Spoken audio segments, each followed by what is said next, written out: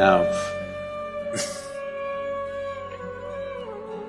we've spoken plenty about this, but anyway, if you prune this tree today, the tree will focus its energy towards the area that's been pruned. And you will see, suppose you prune this part of the tree and don't prune that, you will see in this part of the tree, the number of leaves that will come out in the next 15 days or a month is much, much more than in the other part of the tree. Have you noticed this? Yes or no? Because now that this is pruned, the tree directs its energy in that direction. The others it will leave and direct this way because here the leaf must come back. The same happens in your body.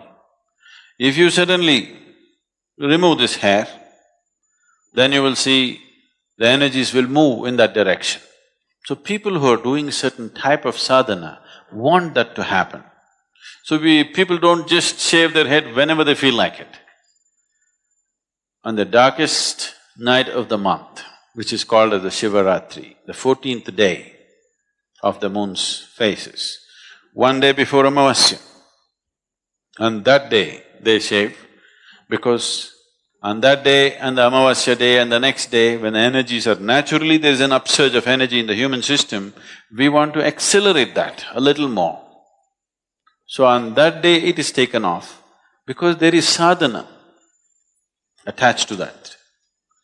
If there is no sadhana, it won't make much of a difference.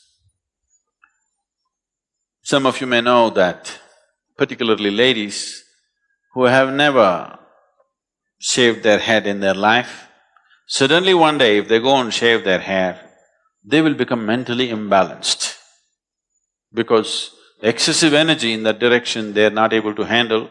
If already there is a small imbalance, it will exaggerate itself because there is an excess energy movement in the direction. But if it's calibrated properly and there is a necessary sadhana to support it, it works to your benefit. So a spiritual seeker, a sadhaka, who is not only seeking for his spiritual well-being, who is seeking how to become an instrument of a larger possibility, such a person wants to use every little support that is available in nature. So shaving one's head is a part of that. If there is no such sadhana, if that type of sadhana is not there, shearing off the hair has really no meaning as such. And if somebody reaches a state where his energies are really bursting out of his head, if you activate the two chakras which are above the physical body, if those two chakras become active in someone, then we will not shave. In fact, we would like to grow it and tie it up just above that so that it is protected and nurtured. If you don't have enough hair, we will use cloth. You think I'm bandaged or something? Yes, in my leg, but so, if there is not enough hair, then you have to use something else. But you will need that, otherwise there will be… once the two chakras above the physical body are on,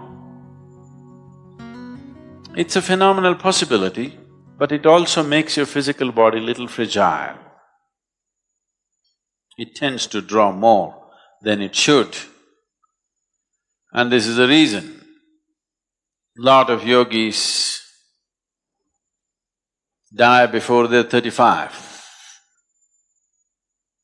Because once they attain to a certain level of energy, if they don't know all the different aspects of the body, if they do not understand the mechanics of how the human system functions, if you do not understand all the tricks of the Creator, In how many ways he's made this so complex and sophisticated?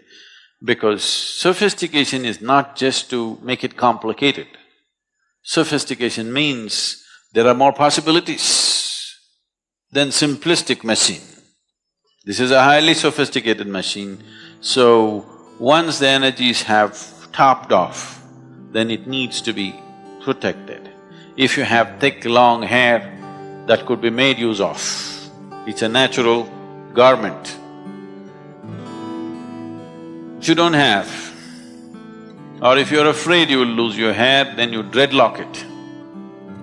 You know the dreadlocks you see in sadhu sannyasis, it can be done, I won't tell you how, because if you start going around with dreadlocks, that'll not be good. There is a way to get your hair into a dreadlock.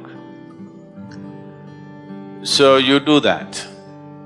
Or if you don't have that much hair, then you use something else. Garment or a cloth comes in handy.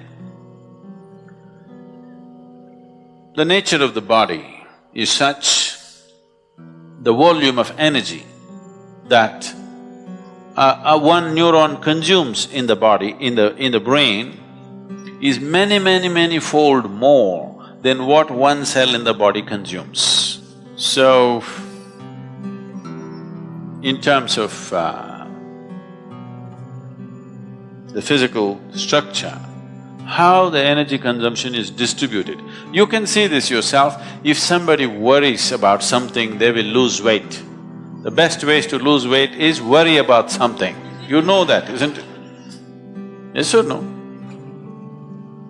Because more activity means, more stressful activity in the brain means it'll consume a lot of energy and it will bring down the body's weight. So, the reason why Hatha Yoga is as important as it is simply to be able to conduct the body in such a way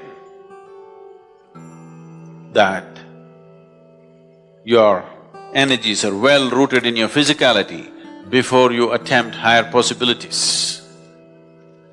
If one is not well rooted in his physicality, then higher possibilities will take you off from physicality. Taking you off from physicality means one may become less capable physically or he may leave altogether. Some of the Buddhist scriptures say,